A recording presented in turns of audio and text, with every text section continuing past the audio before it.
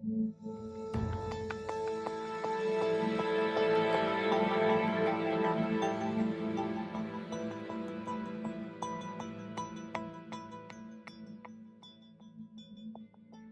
y'all, welcome back to our channel. We know it's been a little bit. We've been very busy in our household. We found out that we are expecting baby in February, so we're very early, but I've been kind of feeling under the weather and working a lot. Also, we were able to attend CrimeCon this CrimeCon year. was awesome. It was awesome. It was our first time there. Yeah. We tried to go last year, but it was in Orlando, and with COVID and everything, it was rescheduled for Austin. So we went to Austin, Texas. I got to meet my girl crush, Stephanie Harlowe. She is amazing. We saw Dr. Phil. Nancy Grace. I met Nancy Grace. It was just a really good time. And that brings us to the story we're going to talk about today, Pravin Varughese. We were very lucky to meet with his mother, Lovely. We went to quite a few seminars with her and just listened to Praveen's story. And it really emotionally touched us.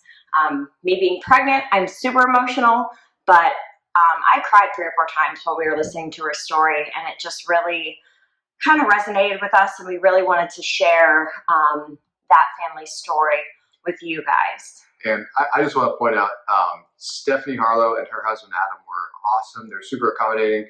They helped it. They gave us a lot of tips. She gave us a lot of stuff that we thought was useful, and was the gateway to introducing us to speak with Lovely, and for Ashley to get a better connection with her so she can get some more information. Right, I've been communicating with her, just asking her some additional questions. She was nice enough to send us a ton of files. Also, Monica Zukas, who you'll hear about in the story, I had some contact with her as well, just to get a better background for the people that were involved in this case.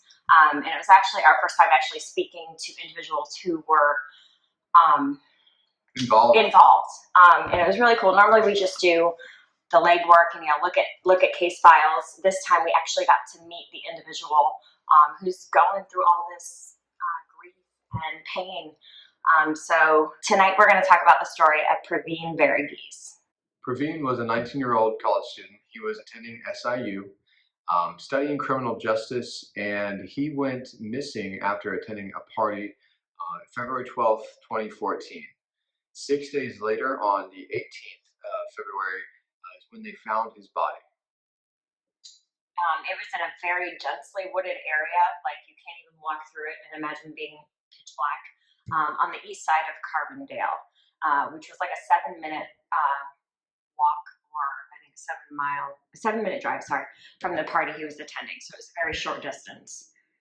The initial autopsy done by the medical examiner showed no signs of blunt force trauma or any injury to Praveen's body. His family knew that something wasn't right, so they hired their own medical examiner, and the differences between the autopsies, vastly different. I mean, completely different, from the cause of death to the injuries found on his body.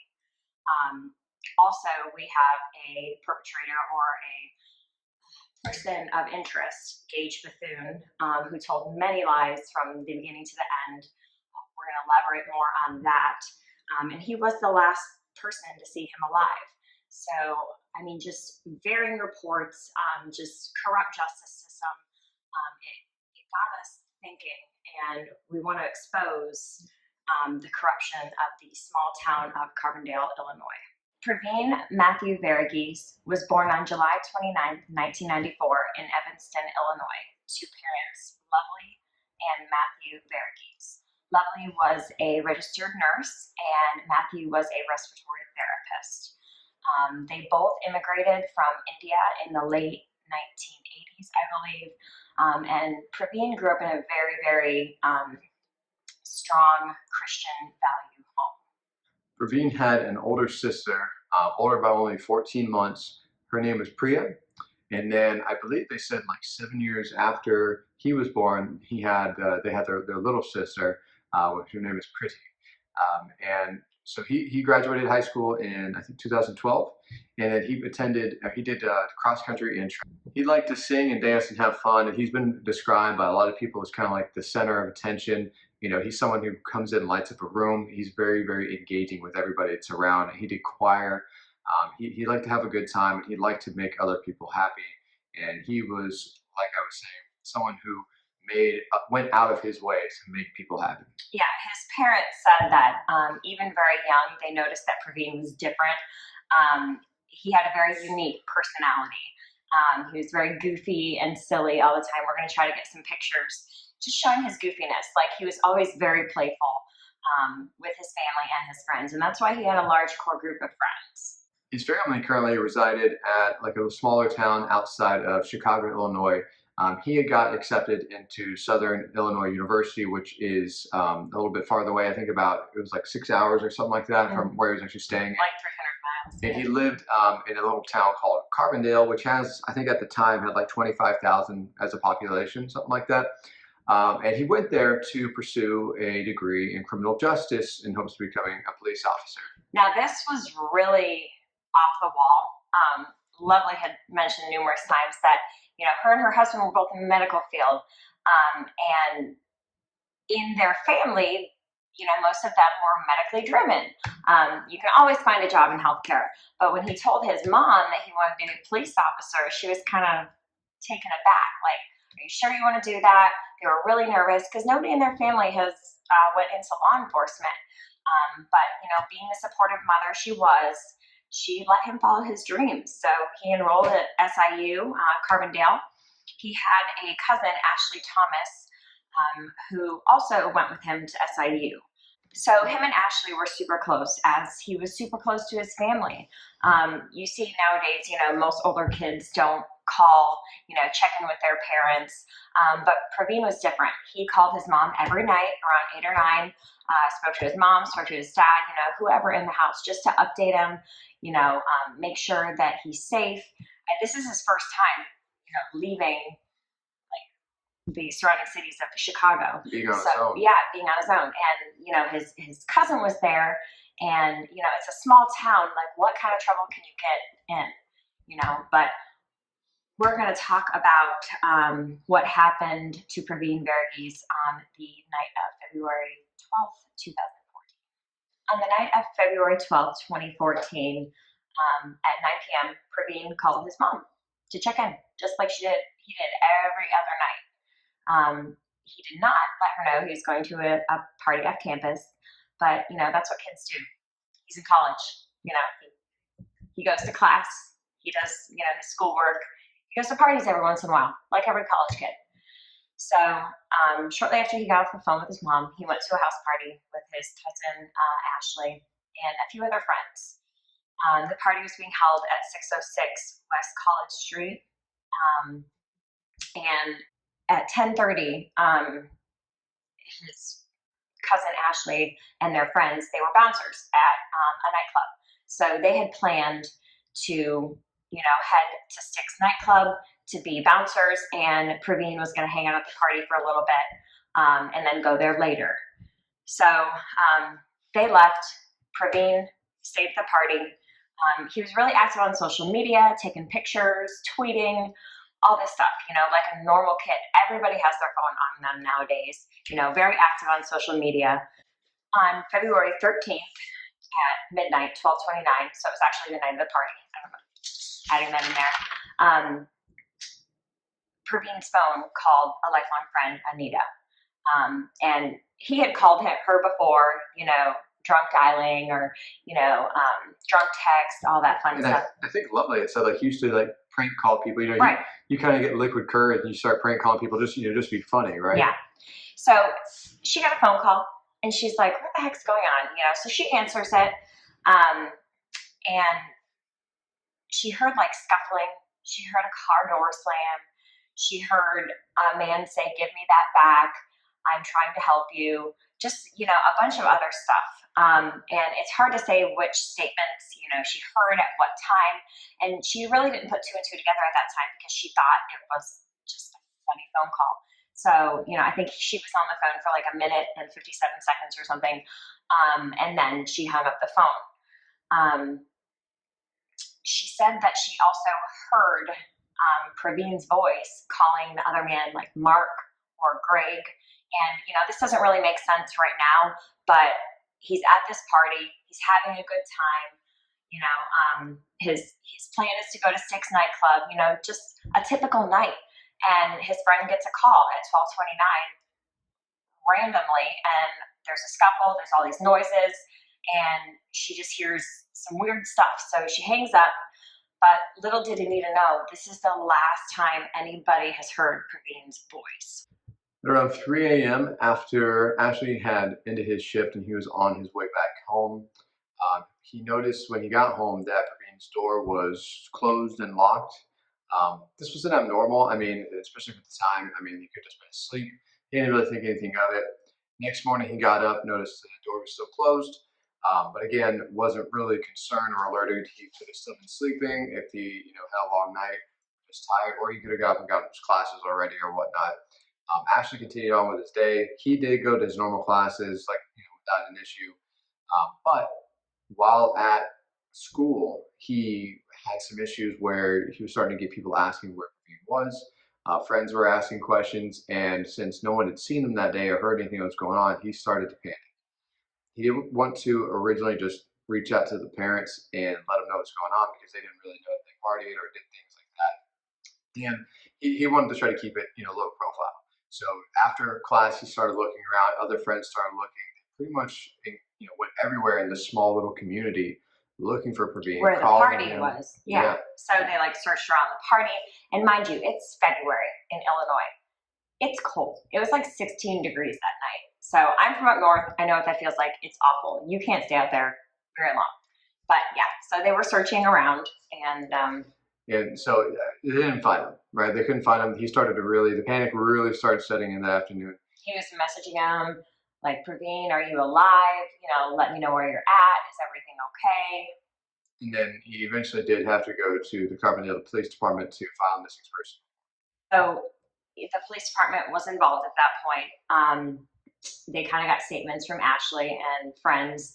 And that night around 9 p.m., the phone rings at the Varghese household, and Lovely picks up the phone, and it's not Praveen like she had thought. It's the Carbondale Police Department. They had asked her if Praveen was home, and she said, no, sir, Praveen is in Carbondale. You know, what's going on? And he said, you know, Praveen's been missing since last evening. If you hear from him, please give us a call. Which I think is the most empty, and he hung up the phone. Senseless, you know, emotionless call you can give to a parent. You literally just called a parent who's 300 miles away and say, hey, is your kid home? No? Okay. Oh, okay, thanks. Click. Yeah, call us if you hear from him. Bye. That was, I mean, that was strike one for the Carbondale Police. Yeah, and being a parent, that is your worst fear. I mean, my daughter is 3 years old. Our daughter's 3 years old. So I know that's not anything in the near future, but I can't imagine my child being 300 miles away and being okay with that in the first place. But to get a phone call from the police department saying that my child was missing, like, have a little bit more compassion. Right. Yeah, doesn't make sense. So Lovely did, and Matthew did what any parents would do. They get in their car and they drive the 6 hours to Carbondale. They got there around 4 or 5 in the morning, and they link up with Ashley. They go to Praveen's apartment, but his door's locked. They still can't get in, and then they go to the police department.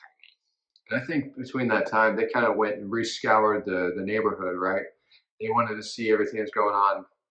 But when they filed the police report, and they followed back up when the parents got here, I think they had some stuff started in the works for research.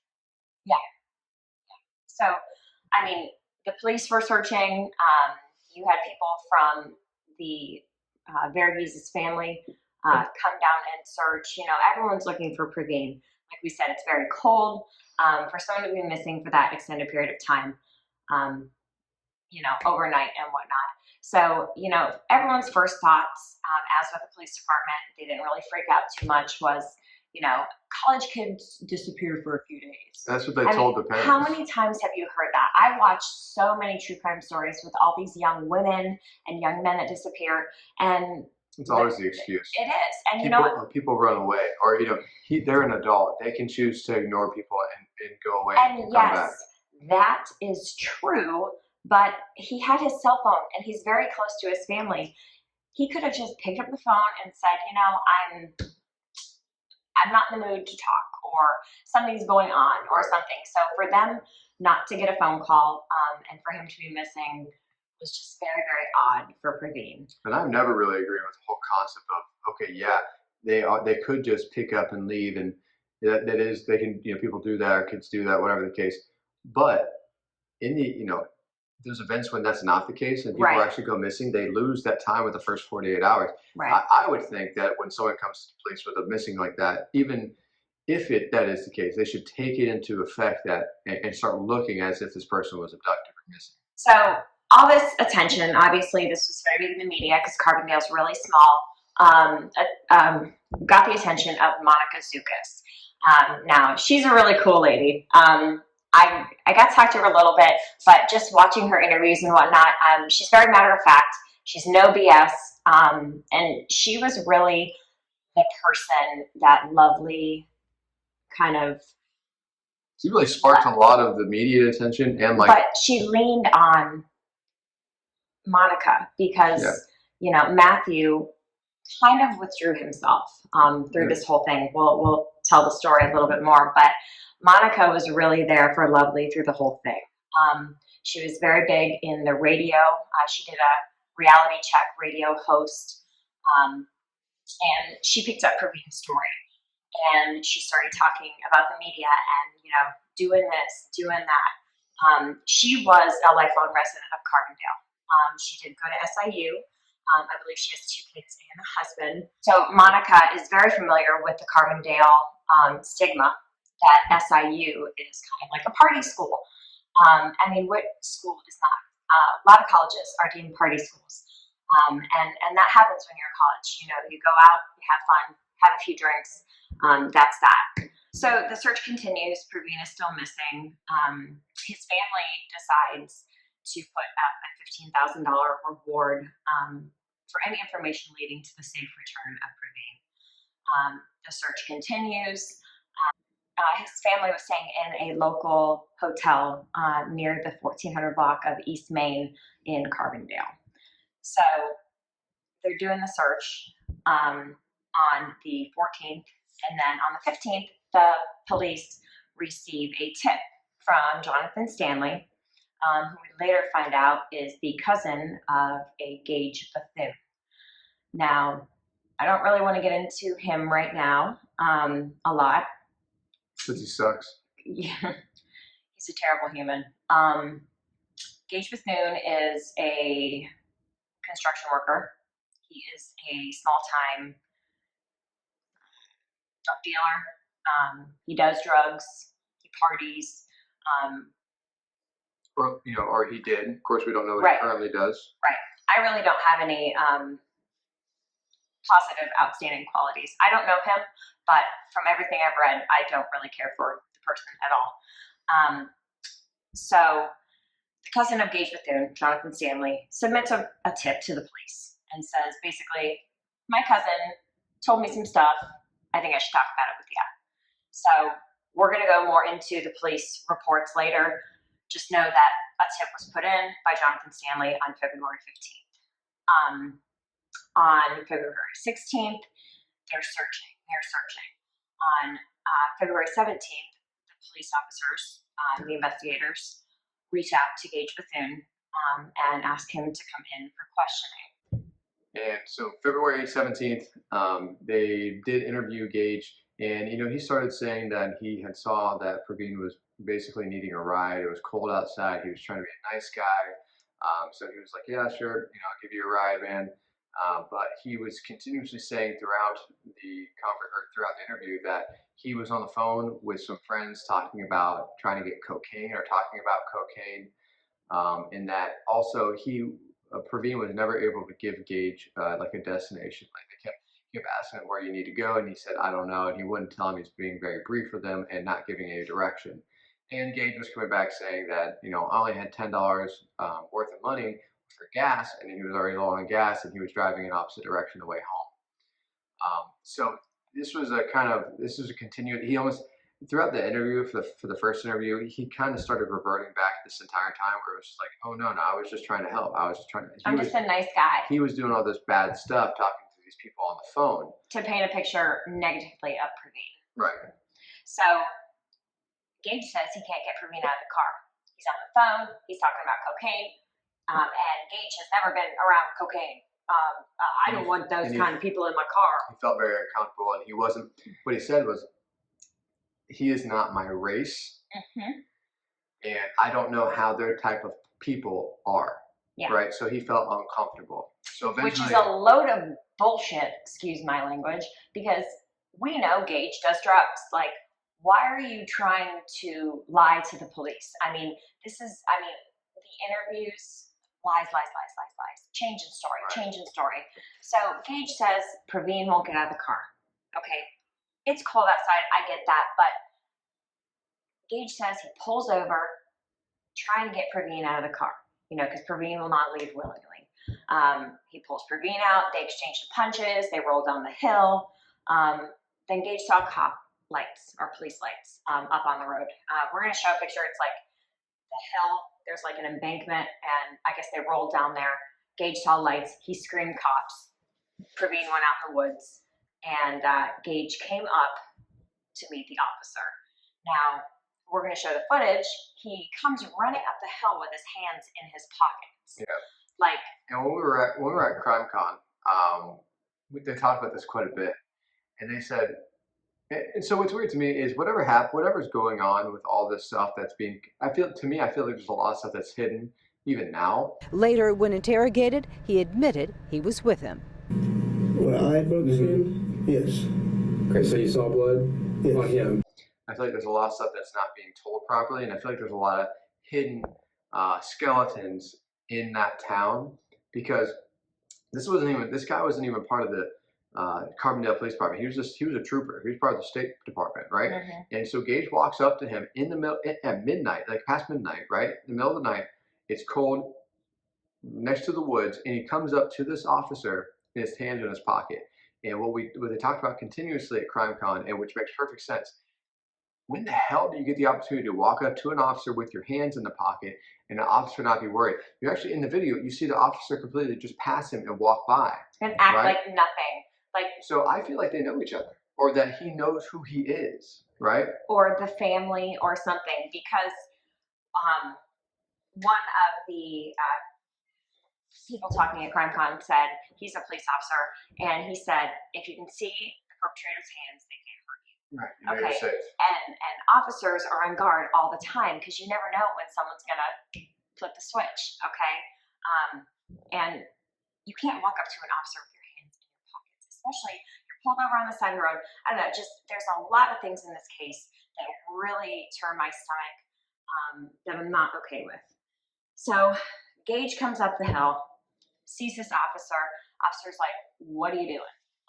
Gage says, oh, there was a black man. We're getting race again. A black man on the side of the road. It's cold out. I picked him up. As soon as I picked him up, he tried to rob me. Okay. We got in a fight. The man ran in the woods. So the cop hearing this, I mean, I can't fault the cop. His name's Trooper Martin. He only had what Gage said to work with. Black man on the side of the road, tried to rob me. We got in a scuffle. He ran into the woods. Now, if you were investigating or clearing the scene like you should actually go and find who robbed Gage. Right. Because otherwise you have a criminal that's on the loose running around trying to carjack people. Right. Essentially, right? So on the dash cam, you can see Gage run up with his hands in his pockets. They talk for a minute, and the trooper kind of shines his light or his flashlight in the woods. Very, very brief. And he's got to be at least 100 feet away from the tree line. So you're not going to see anything. It's pitch black. So he did it very briefly. like I said, I can't blame the officer, but it's just, Well, the point of blame for me comes in. So he doesn't call for backup. They don't do an official search at this point, right? If anything, again, you have an attempted robbery and someone fleeing the scene, right? That's what you should assume. But he didn't call it in. He didn't write a report on it that night. So yeah, if there's he a didn't fault, submit a report until, what, 4 days later? 4 or 5 days later, 4 or 5 days later. So, and he didn't contact Carbondale police, where, yes, he's a state trooper, so he doesn't really, I don't understand the guidelines, but like he has the jurisdiction of the state of Illinois. but he would need to call it into the county or city where he's Right, just to let them know, hey, I stopped this guy. There may be a wanted criminal on the loose. So that if they wanted to, they could search the area. And if that would have happened, maybe they would have found Praveen. Now, yeah, the devil's advocate side of that, we also heard is that, it is, since it is a college town, there's a lot of crazy, stupid party kids that do crazy, stupid stuff. And the officer may have just passed it off as someone being stupid, right? Maybe they're out doing stupid things. And there might be other things that consistently happen in that town that require full attention more than running after someone who got upset over some gas money. So there's that side of it too, but the follow through would have changed the outcome drastically in this. So that conversation with the police department and Gage happened on February 17th. At this point, Praveen is still missing. So they're still looking for answers. The family's still searching. And Praveen is nowhere to be found. So move on to the next day, February 18th. Lovely is at the motel or the hotel where she was staying at when the deputy officer came to inform her some stuff. And she said in a couple interviews that we watched and obviously talking with her as well, she said as soon as she saw the one person coming to talk to her, she knew that something had changed. And her words were, "Did you find my son?" And he said, "Yes." And then she said, "Is he alive?" And he said, "Unfortunately, no." Obviously, heart-wrenching news for the entire family. As Sarah, she said after that, it's pretty much just chaos. And they found his body 400 yards off of the road, off of East Main, in the woods, the same area right there where Gage's truck was pulled over when the officers spoke with him. So hearing this news, finding Praveen's body, the family is just beside themselves. The police were not very forthcoming with a lot of stuff. As little as 6 hours after finding Praveen's body, the chief of police, Jody O'Gwyn, reported to the media. He didn't call the family, nor did he see Praveen's body. So the information, I don't know where he got this information. He just kind of pieced some stuff together and put on a He put on a happy face for the media. Yeah, which is, and what does that do for the family? Like, you need to be compassionate and caring towards the family. They just lost their son. I mean, you have to treat it like it's your family. Like, how would you feel if a police officer treated you that way? So within 6 hours, without seeing the body, without talking to the family, he goes in front of the media and basically slanders Praveen's character. Oh, he was a drunk college kid. He was intoxicated and on drugs. He got into an altercation with a stranger and wandered out in the woods and died of hypothermia. He died peacefully and comfortably. What? And I mean, he completely said, again, without looking at the body, without having any facts of his own, there's no signs of foul play. And I think as a police chief, just making a statement that's going to stick and is with media, I would at least want to confirm all the details myself before trusting whatever source is being told. Right. And Ashley had mentioned that, they weren't forthcoming. Up until this point, the Varghese family didn't even know Gage existed. Didn't even know he was a part of anything. Police haven't told them that they had anyone come forward with information. They had no idea if there was any information about someone that had contact with him or picked him up in a truck. They had no idea about this. They knew he was missing, and that's it. But this is All of this has been kept a secret, and they got their own agenda forming, and they're pushing this narrative as the facts to the public.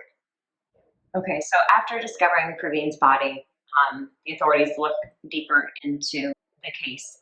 What Gage said, to try to find holes in it, try to find what happened to Praveen. The cops recognized very early on lies within Gage's story. They also call him back in to come back in voluntarily on February 19th to conduct another interview. And we have the actual. We have the transcripts of the interview. Transcript of the interview. I read Jonathan Stanley's, Gage's first one and Gage's second one, and just the vast differences in the first story and the second story. So on February 17th, he says he picked up a guy. He's scared of cocaine, all this stuff. I was just trying to be a nice guy. I had $10. We got in a scuffle. He ran out in the woods. Okay. He also said, I don't know if this doesn't really have any evidence, but he's just lying. He said he turned off his vehicle and took his keys with him because he thought. But I think there's a really specific point to why he lied, and I don't think that we ever really figured it out. And maybe it wasn't something very pertinent to everybody, but especially to Gage, because the specific reason he said he turned the vehicle off is he said, I turned the vehicle off and put the keys in my pocket so he wouldn't try to steal my truck. That's a very specific, he's detailed trying to report. paint a picture of, I'm an angel and this guy is a giant jerk and he's to blame, he's to blame, he's to blame. But on the trooper video that we talked about earlier, you can clearly see the truck is still running, right? Yeah, there's exhaust coming out. And so there's a lot of stuff that didn't add up, and now having his Praveen's phone and being able to look at him, his wallet was empty. I mean, maybe he had cash on him. We don't know that, right? Right. They had his phone records and realized that he wasn't on any phone calls. So he said the entire time he was on the phone and talking the entire time about cocaine. And his Chicago buddies. Now, in the first interview on the 17th, he said he was talking to his Chicago buddies. How do you know he's from Chicago? And the officers in the 19th interview said, how did you know he was from Chicago? And he said, oh, he's from up north, so I just figured somewhere near Chicago. There's just some weird nuances that just don't make sense. So in the 19th interview, not the 19th, the second interview. Yeah, the February 19th interview, the second interview, they bring him in and they basically said, we know you lied. We kind of talked to your dad. We brought you back in voluntarily. You can leave anytime. We want you to know you can leave anytime. And they said this multiple times. They said this multiple times, basically saying, stop talking, get out of here. It was why do they keep repeating that? So he says, I understand, I can leave whenever I want, da-da-da. So in this interview, he kind of says, you know what, I do use cocaine. And they say, why did you lie to the officer when you were pulled over? You said it was a blackmail. And he said, well, it was dark. He could have been Mexican or Filipino. He said, I lied to the officers because I didn't want to get a DUI. I had a drink in my red Solo cup. And he had been drinking. And the officer also had noted in his report that there were dollar bills on the floor of Gage's truck. And Gage said he had $10 to his name. So, where did that money come from? And in the interview, Gage is like, oh, there was money there? I went and maybe one of my friends accidentally left it. He goes, if there's dollar bills there, they're still there because I didn't know about them, right? So he's kind of oblivious to a lot of what happened. And he had originally had some reports, like in the first interview, he had said that Praveen started punching him, punching him in the leg, hitting him in the shoulder, stuff like that. And he was getting aggressive, right? But there was on the second part of that, on the second interview, Gage is kind of he's saying, no, I didn't really want to tell those stories because I wanted it. Basically, he said something along I wanted to sound good for my friends. I didn't want to sound weak. But, he admitted to hitting Praveen in the second interview. Right. He admitted to lying to the cop that night. And connecting one good time or, we'll talk about how Praveen's body was found and what was found on him here in a little bit. But it's just the vast difference between, again, the lies. And, we watched both of these interviews and we looked at each other and we're like, it seems rehearsed. So let's, I'll paint you a little picture. So it was after CrimeCon, right? And we were like, okay, we're extremely like interested now. So we went and we're like, we're going to go download some videos.